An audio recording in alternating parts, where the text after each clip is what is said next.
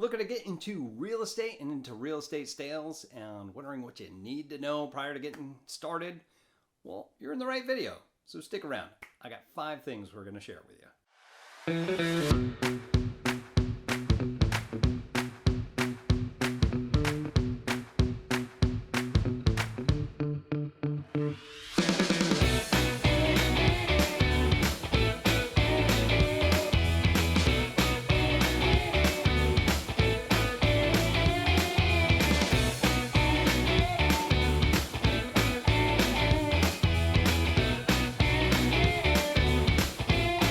What's up, everybody? This is Tim Whittemore with the Whittemore Group here with LPT Realty, coming at you with some more great information on whether you're an aspiring agent, a struggling agent, or an agent just wants to get to that next level.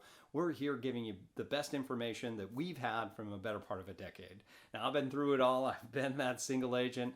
I've been a team agent, buyer's agent. I've been a ops manager, team lead, and I've done it in several states. So I've made tons of mistakes. I want you to be able to live vicariously through me so that you can have the best kick going forward and just have the best career possible. They always say that you're the sum of the 5 voices that you listen to. Let me be one of those voices to help you get to that next stage.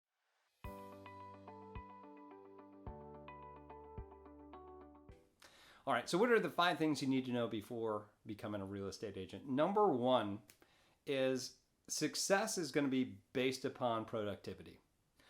This is one of those great career fields where the more that you put into it, the more you're going to get out of it, right? And I'm sure that we all have that story where we've worked in an office, restaurant, any business, right? And you were there and you worked harder than anybody else in there, but that person that was a POS got paid the same damn thing you did, and they didn't do anything. And it was so frustrating. And you're like, why does this happen? The world's not fair. Well, of course the world's not fair, right? But at least in this career field, if somebody doesn't do anything, they get up because they're not making any money, right? In here, success is going to be based upon how much effort you put in, okay? And I want you to understand that it does take some time, okay? It can take, as a new agent, can take anywhere between 3 to 6 months before you see your first paycheck and you're working your tail off, right? But once that momentum hits, it keeps going. So as long as you maintain that, you should be good to go, okay? Number 2 you should know is there's typically no salary. Now, some teams will pay a salary to a seasoned agent to be their listing agent or something like that. And they get paid pretty good, but you still got to get there first. I don't know too many teams that offer salary for buyer's agents. So for the most part, for the rest of us, 98%, there's no salary. Meaning that if you're going to start in this career field, you want to have some reserves, okay? You can work another job, but you may be too exhausted to put the effort in required to be successful in this. So what I would suggest is get somewhere between 4 to 6 months of reserves so that you can live off that savings while you're getting your real estate career going. That's what I did, and it kind of backed me into a corner where I couldn't fail. And it made me the best version of myself in order for me to succeed. There wasn't any way out. We burned the bridges. Okay? But anyway, you want to know that it's going to take some time for you to build that momentum and for you to take it really seriously. Because number 3 is what we're talking about, is that you're your own boss, right? You're your own boss, which is cool because you have nobody that's telling you what to do. But it also sucks because nobody's telling you what to do, right? And even if they did, you wouldn't have to do it because you're a 1099, meaning you're a contractor. They can't tell you what hours to show up or any of that, right? If you're part of a team, it may be a little bit different depending upon the agreement that you signed. Legally, it is what it is, okay? But the big part about this is that there's no accountability either.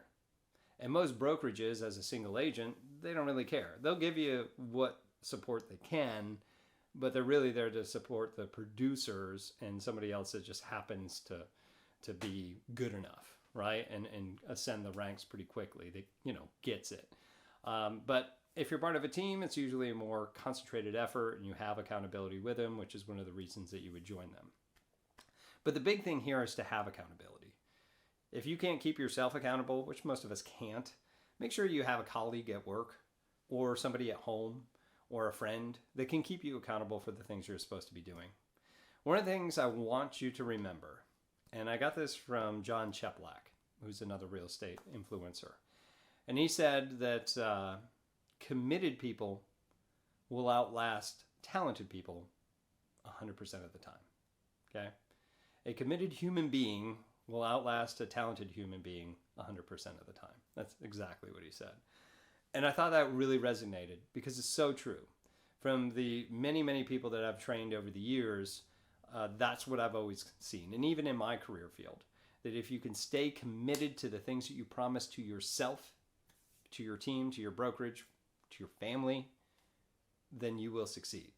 But it's going to take, you're going to take a lot of hits, you're going to hear a lot of no's, but it doesn't take but a couple of yeses for you to make a very, very comfortable income over the years, okay?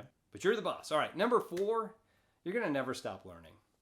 Ever since I got in this in 2015, 2016, I've read somewhere between 30 to 36 books a year, okay? And it's 2023 now.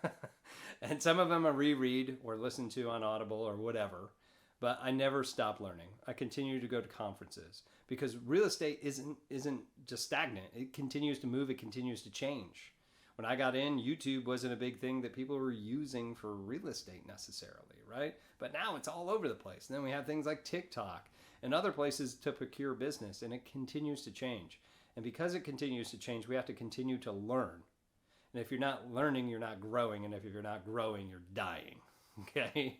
So we want to make sure that we continuously stay in the loop and either listening to podcasts, reading books, whatever. You can see my library that's behind me.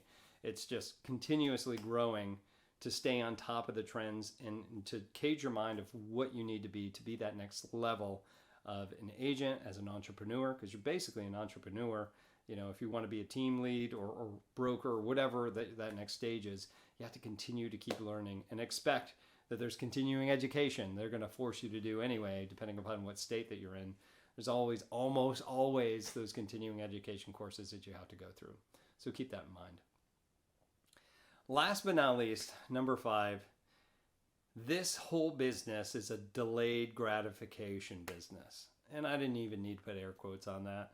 Delayed gratification means whatever that you do now is going to pay off later. We're not going to see immediate results, almost never. Does it happen? Sure. Maybe sometime you find somebody that's got that's a cash buyer and they already found what they're looking for and they just need somebody to help them write up the paperwork. I've had it a couple of times in my career, but it's not always, okay? Typically, when I'm talking about this, I'm talking about prospecting. When you're looking for clients and trying to cultivate business, whatever you do now is more than likely going to pay off 3 months from now. And I'm going to give you an example. So perhaps you're out and you're doing an open house. And in this open house, you happen to meet somebody and then you try to convert them to purchase a house. Hey, I think this house is perfect for you. Would you like to write an offer? No. Okay, why not? Well, I want a house that has this, this, and this. And then you go, okay, well, if I find some houses that are like this, this, and this, we can just meet in my office. We'll go over everything you need to know about purchasing a home. Then we'll go look through the MLS. We'll go out and find those homes and submit an offer. Does that sound good to you? And they're like, yeah, that sounds amazing. Great. Okay. So that's day 1. You found them, right? Now, that was just from the open house. You probably planned that open house a week ahead of time, more than likely, right? And now you go out, and then the next day you meet with them. You do your consultation or whatever. You go through the multiple listing service with them. And then you go out, and depending upon your schedules, in the next week, you go out and see a few homes. Luckily, hopefully in that first week or so, you find something that they like, you write an offer, you negotiate, then boom, you're under contract. Now from here, it takes somewhere around, 30 to 45 days to close, okay? So if you're tracking this timeline, you're like, okay, that's about 2 to 3 months, this whole transition. Yes, that's what I mean. Even if you found something today, it's still not going to have a paycheck in hand until 3 months from now. Same thing happens with any sort of prospecting. So know that you're going to have to do any amount of prospecting, whatever it is, consistently, for about 3 months before you can say it works or it doesn't. And I don't know how many conversations I've had, and I'm sure somebody's going to comment on here. Oh, I tried open houses. It didn't work. Okay. How many did you do? I did like 4 of them. Okay. When did you do them? Well, I did 2 in 1 month, and then the following month I did 1, and then I let a couple months go and I did another. They just don't work. I'm not going to do them. What? No. You didn't even give it a shot, man. All right? Cold calling is the same thing, or FISBOs.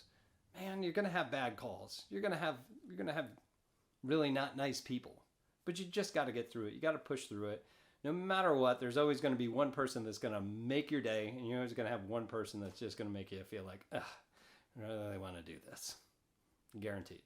And all you got to do is find that other person, and you're going to have a very, very comfortable income coming in as a real estate agent.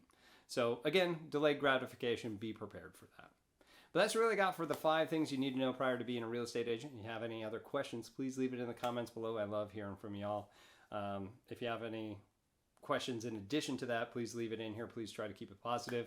And of course, if you are interested in becoming a real estate agent here on the Emerald Coast, being part of our team, being part of LPT, anywhere here in the States, please go ahead and reach out to me. I'm happy to help.